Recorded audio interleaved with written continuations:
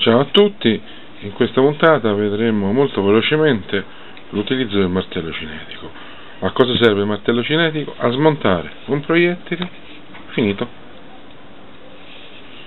Come funziona? Si svita, si inserisce il proiettile che vogliamo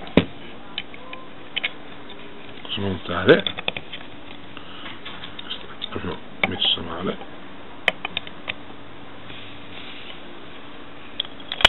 si riavvisa, si stringe bene. Poi la cosa più importante, deve essere battuto su una superficie dura, molto dura. Eccolo.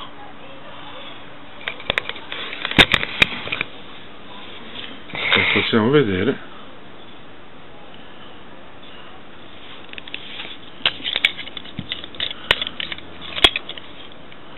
c'è stata la separazione tra il bossolo, la polvere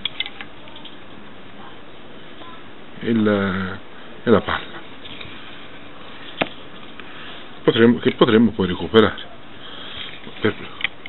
Dovrei togliere la palla, ma per praticità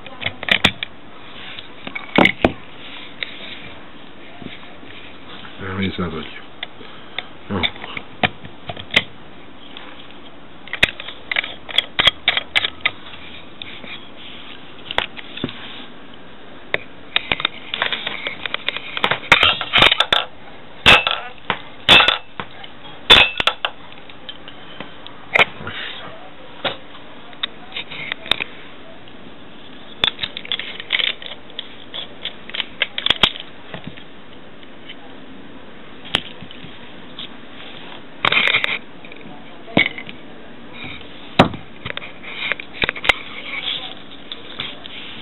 Abbiamo smontato il proiettile.